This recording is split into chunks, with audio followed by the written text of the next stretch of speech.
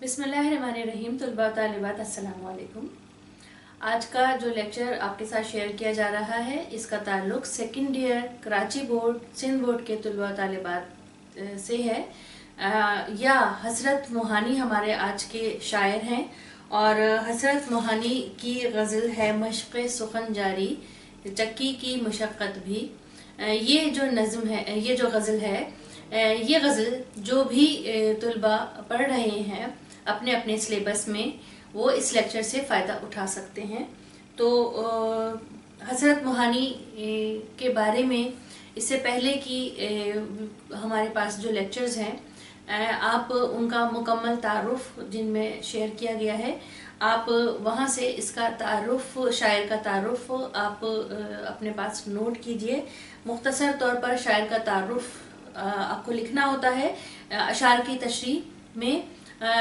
मुश्किल अल्फाज जो अशार के होते हैं वो आपने लिखने होते हैं। साथ ही साथ आपको जो मफहूम है वो मफहूम बयान करना होता है शेर का। तो हम तशरीह आपके साथ शेयर कर रहे हैं। एक एक शेर आपको पढ़ के और उसके तशरीह में आपको समझाती हूँ और साथ साथ उस शेर का मफहूम आपको बताती हूँ। अच्छा जी, स्टूडेंट्स की किताब जो है वो कराची बोर्ड की कराची बोर्ड की सेकंड ईयर की जो हमारे पास किताब है इसके सफ़ा नंबर 169 जो है वो हसरत मोहानी की दोनों गज़लें हैं। 170 हसरत मोहानी की गज़ल 1 और गज़ल 2 है। हम आज गज़ल 2 पढ़ रहे हैं। गज़ल 1 इससे पहले आपको शेयर की जा चुकी है। तो गज़ल 2 है मश्क़ सुखन जारी चक्की की मुशक्क़त भी, एक तुरफा तमाशा है हसरत की तबीयत भी। अब मश्क़ सुखन जो है वो अपना जो भी शेर व शायरी का शगफ़ है, लिखने का शगफ़ है, ये उस तरफ इशारा कर रहे हैं। चक्की की मुशक्क़त से मुराद है चक्की पीसने की मुशक्क़त, और चक्की की मुशक्क़त यूं भी कही जा रही है क्योंकि ये क़ैदे बामुशक्क़त गुजार रहे थे, उस वक्त का ये शेर है। तुरफा जो है वो अजीब को कहते हैं, एक निराली बात को तुरफा कहते हैं। तो तुरफा तमाशा ये अपनी तबीयत को कहते हैं कि हसरत की जो तबीयत है वो तुरफा तमाशा है। अब यहाँ पे जो मफहूम बन रहा है, शायर का ख्याल बन रहा है, वो ये बन रहा है कि क़ैदोबंद की मुसीबत में जो है मेरे शौक़ सुखन को कम ना कर सकी हसरत जो है क़ैदोबंद में भी अपने मश्क़ सुखन जारी रखे हुए हैं। हसरत मोहानी की क़ैदोबंद की वजूहात उनके बाग़ियाना तहरीरें हैं जो कि अंग्रेज़ हुकूमत के ख़िलाफ़ हैं, क्योंकि आप तहरीक आज़ादी के एक रहनुमा थे, एक लीडर थे। आप अंग्रेज़ों के ख़िलाफ़ तकारीर करते थे, आप अंग्रेज़ों के ख़िलाफ़ मज़ामीन लिखकर, अपने नज़में लिखकर आप उनके ख़िलाफ़ आवाज़ बुलंद कर रहे थे। लिहाजा उनकी बाग़ियाना तहरीरों के नतीजे में उनको क़ैद कर दिया गया और साथ में बामुशक्क़त कैद थी, और मुशक्क़त के तौर पे आपको 100 मन गेहूँ रोज़ दस्ती चक्की से पीसने होते थे, जो कि एक मुश्किल काम था। ये मेहनत करने के अलावा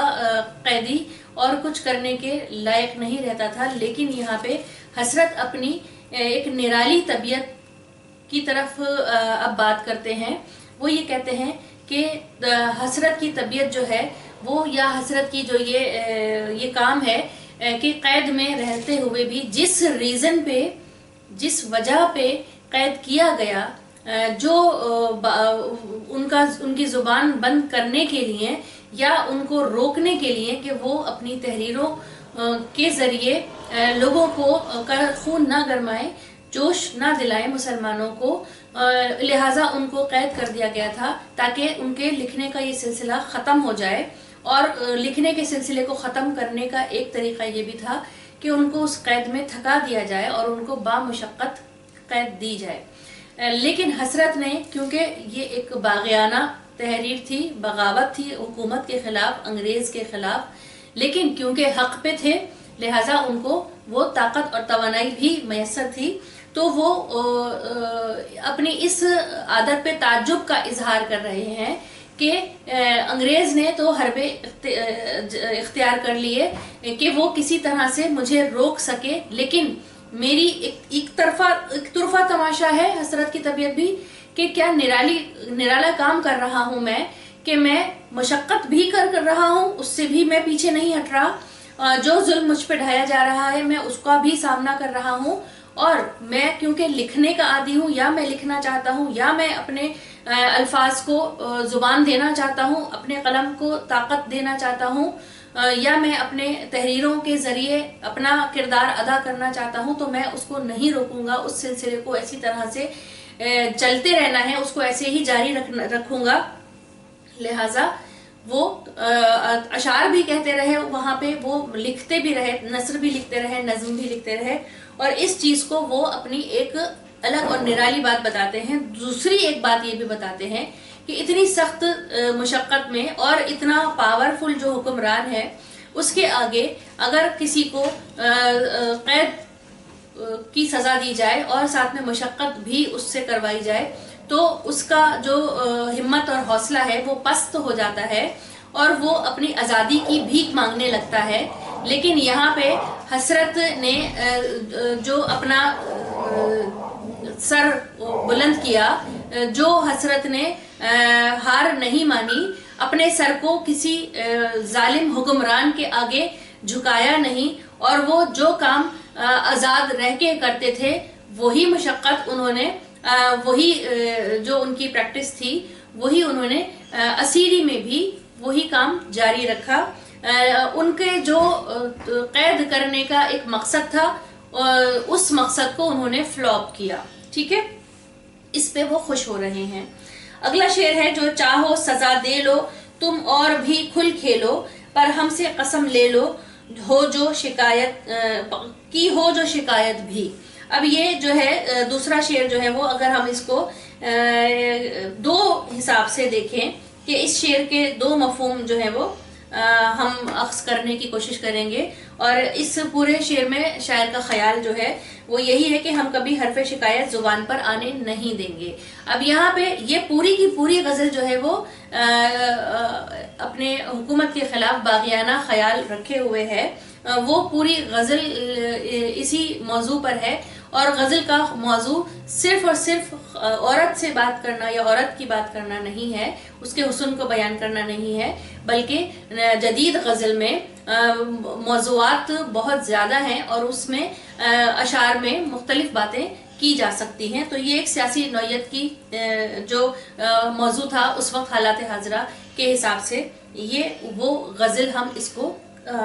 तशरीक में इसी तरह से हम इसको कंसिडर कर रहे हैं जो उस वक्त के हालात थे, पहले शेर की मुनासिबत से, मतला की मुनासिबत से। तो ये कहते हैं कि जो चाहो सजा दे लो तुम और भी खुल खेलो, पर हमसे कसम ले लो की हो जो शिकायत भी। अब ये अपने, अगर हम इसको पहले पहलू, जैसे गज़ल का मौजू होता है महबूब की जफाओं की बात करें, महबूब जो जुल्म कर रहा है आशिक के ऊपर, उनकी बात करें, नज़रअंदाज कर रहा है, आशिक के दिल को तकलीफ देता है, उसकी बात करें, तो वो ये कहते हैं कि बेशक जो दिल चाहे कर लो, जो जफा है वो तुम कर लो, जो जितने जुल्म ढाने हैं, जितनी तकलीफ देनी है वो दे लो, जितनी बेबरवती करनी है, नजरअंदाज करना है कर लो, पर हमसे कसम ले लो कि हो जो शिकायत भी। लेकिन हम इश्क में गिरफ्तार हैं, हम इतने तुमसे तुम्हारे हमदर्द हैं, हम तुम्हारे इतने खैर ख्वाह हैं, हम कभी भी तुमसे शिकायत नहीं करेंगे, हम अपनी जुबान पे हरफ शिकायत आने नहीं देंगे। दूसरा और अहम पहलू इसका ये है, ये तो हमने इसको दूसरे पहलू से देखा कि अगर हम इस शेर को अलग से गज़ल से हटा के पढ़ेंगे तो इसकी तशरीह हम दो तरह से कर सकते हैं, लेकिन अगर हम इस शेर को गज़ल के साथ ही पढ़ रहे हैं तो ये बाकी अशार के साथ रिलेट हो रही है, और इसको अगर हम पहले शेर के साथ मिलाएंगे तो मशक़ सुखन, चक्की की मुशक्क़त और जो अंग्रेज़ हुकूमत से बगावत है उस ख्याल को इसमें हम शामिल करते हैं। वो ये हुकूमत अंग्रेज़ को ये बावर करा रहे हैं, ये कहते हैं کہ تم بے شک قید با مشقت دے لو، کتنا ہی ظلم ڈھالو،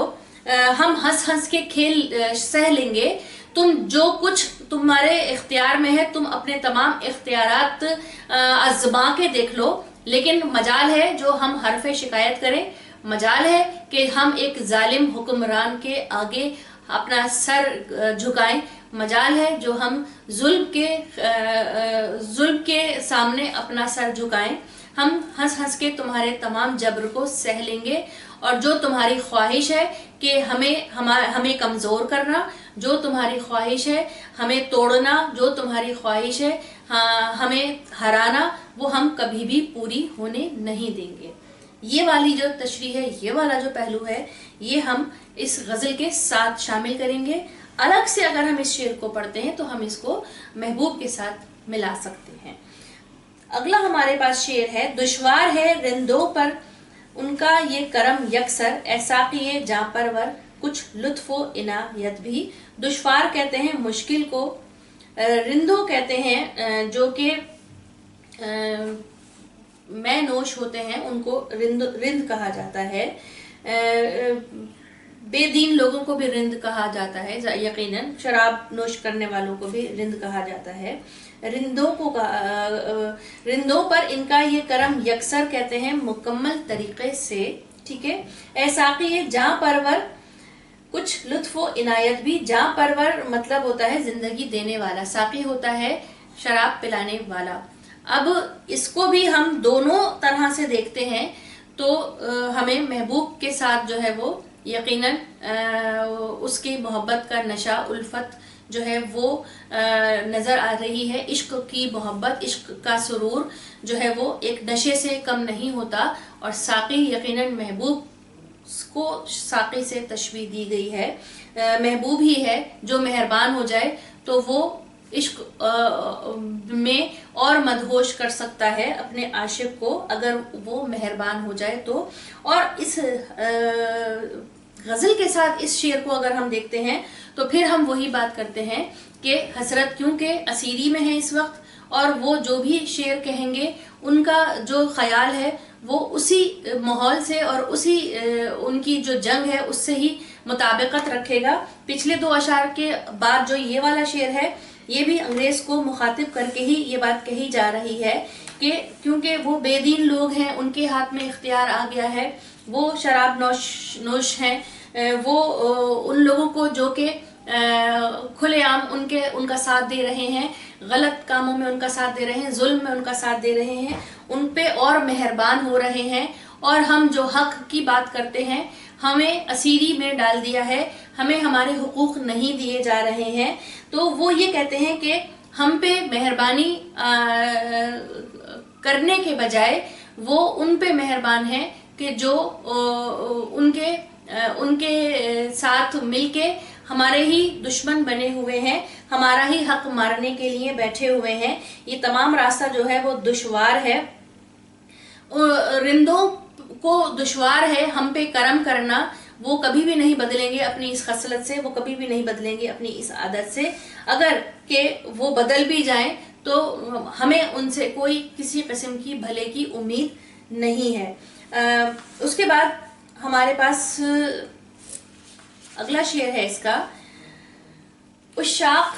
کے دل نازک اس شوق کی خو نازک،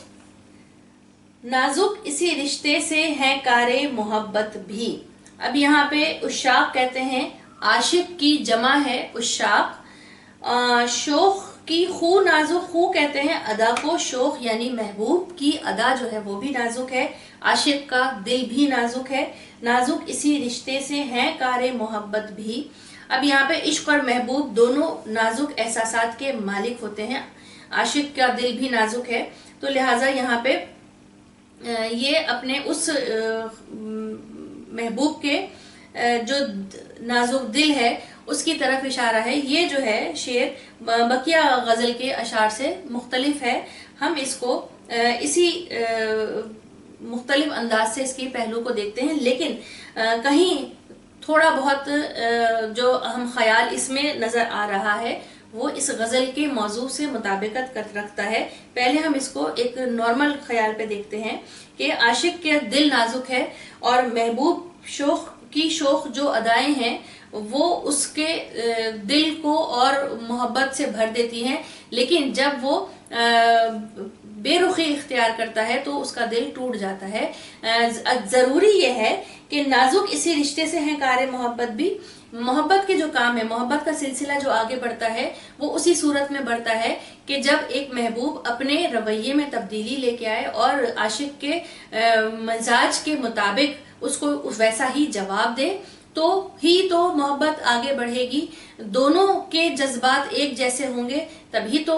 سلسلہ آگے بڑھے گا۔ یہ تو ہو ہی نہیں سکتا کہ ایک جو ہے وہ عشق سے لبریز ہے، ایک جو ہے وہ محبت کا پیغام دے رہا ہے اور دوسرا جو ہے وہ بے رخی اختیار کر رہا ہے، بیزار ہے اور ہر طرح سے اس کو اگنور کر رہا ہے۔ دوسرا اگر ہم دیکھیں، اگر دونوں ایک ہی سلسلے پہ چلیں گے، ایک ہی جیسے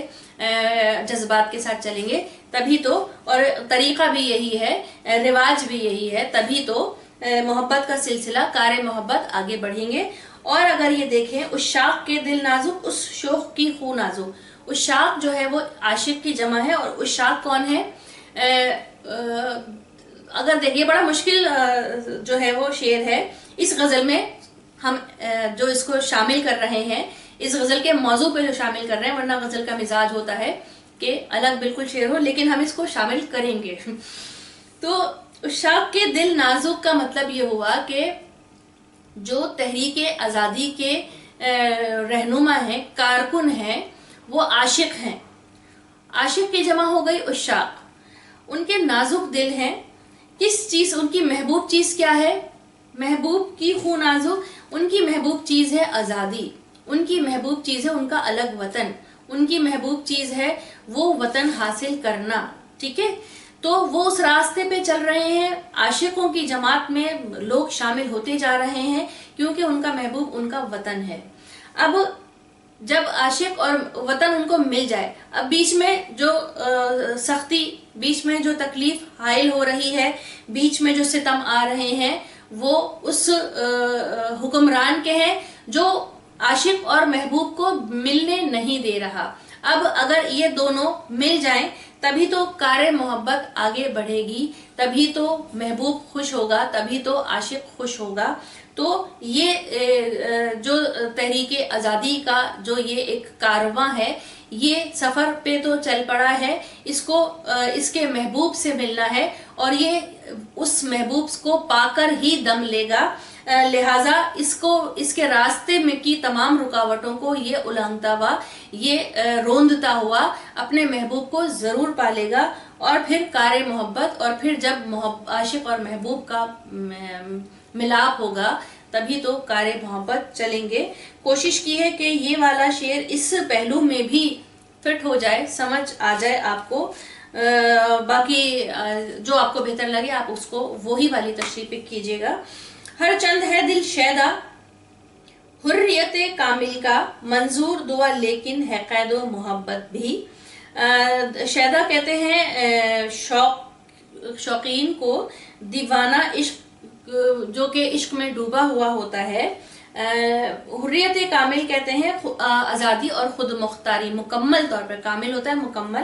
مکمل آزادی اور خود مختاری